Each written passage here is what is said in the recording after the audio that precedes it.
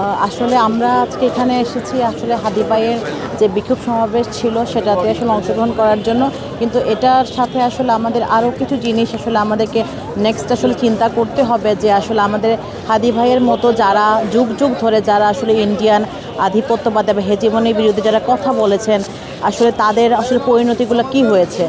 তো সেখানে আমরা দেখেছি যে সবসময় আমরা যদি বাংলাদেশের হিস্ট্রি থেকে চিন্তা করি যে আমরা যতজনই আমাদের হচ্ছে ইন্ডিয়ান হচ্ছে হেজিমনির বিরুদ্ধে কথা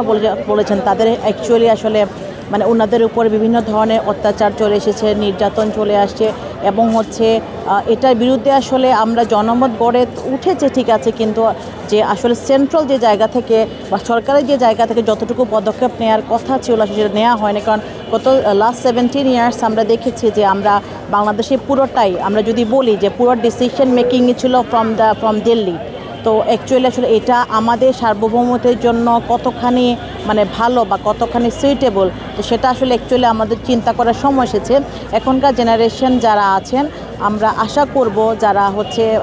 হাদি ভাইকে ভালোবাসেন বা আমরা যারা হচ্ছে এখনকার জেনারেশন আমাদের আসলে এখন থেকে ভাইয়া সবসময় যে কথাটা বলতেন যে কালচারাল রেভলিউশন বা বাংলাদেশের কালচার বাংলাদেশের হিস্ট্রি এটা আমাদেরকে আসলে জানতে হবে। যদি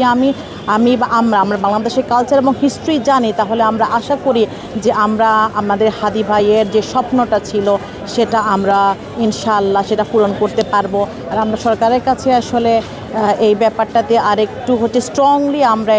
আমরা দাবি করে বলি বা এটা আমাদের দাবি যে আসলে আমাদের ভাইয়ের হত্যা যদি বিচার না হয় তাহলে আসলে এই যে আমাদের যে হচ্ছে যে যুদ্ধটা বা যে হচ্ছে সংগ্রামটা সেটাতে আসলে নেক্সট আমরা কোনো লিডার রেডি করতে পারবো না। কারণ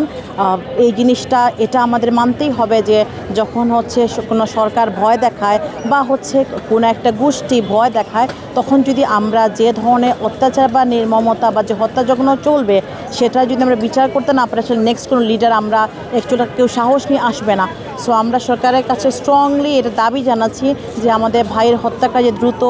হচ্ছে ধরতে হবে এবং তাদের উপযুক্ত শাস্তি নিশ্চিত করতে হবে। Thank you.